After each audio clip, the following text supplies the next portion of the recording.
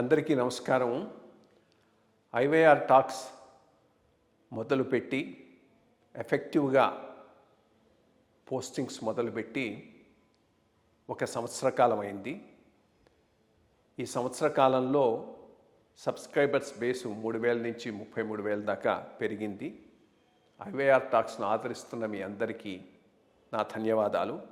భవిష్యత్తులో కూడా ఇదే రకంగా ఐవైఆర్ టాక్స్ని మీరు ఆదరిస్తారని ఆశిస్తూ ఉన్నాను. Thank you. తమిళనాడును దీపం వదిలేటట్టు లేదు. మధురై దగ్గర ఆ పురాతనమైన దేవాలయంలో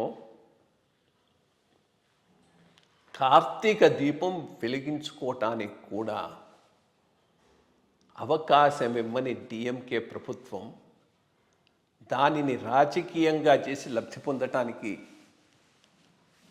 కృషి చేసిన డిఎంకే ప్రభుత్వం రియల్ ఎజెండా ఈరోజు బయటపడింది.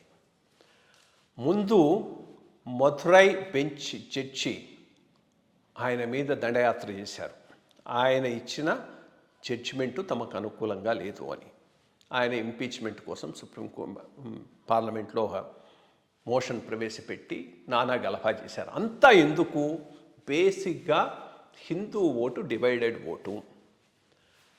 అల్పసంఖ్యాక ఓటును మనం కన్సాలిడేట్ చేసుకోగలిగితే, హిందూ ఓటును డివైడ్ చేయగలిగితే మళ్ళా అధికారంలోకి వస్తాం.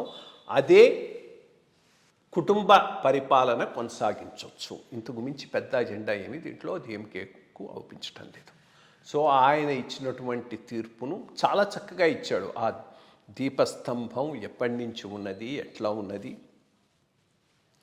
దాని ప్రాశస్త్యం ఏంటి, అక్కడనే ఎందుకు చేసుకోవాలి, అది అది అది అది సర్వే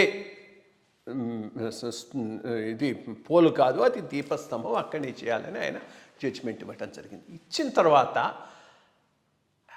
రూల్ ఆఫ్ లా ఉన్న దేశంలో ఏదైనా రాష్ట్ర ప్రభుత్వం చేయాల్సింది హైకోర్టు ఆర్డర్ను ఇంప్లిమెంట్ చేయడం. కానీ అది ఇంప్లిమెంట్ చేయకుండా బేసిక్గా అది ఇంప్లిమెంట్ చేయాల్సింది ఎవరు? దేవాదాయ సంస్థ. దేవాదాయ సంస్థ అజెండా అయింది దేవాలయాలకు సంబంధించింది, దానికి మిగిలిన అవసరం లేదు.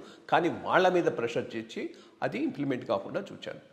చేస్తే మళ్ళా ఇచ్చిన పిటిషన్లో ఎవరైనా భక్తుడు పోయి వెలిగించవచ్చు అనేది ఇంకా వైడర్ చేసేసాడు జడ్జి గారు.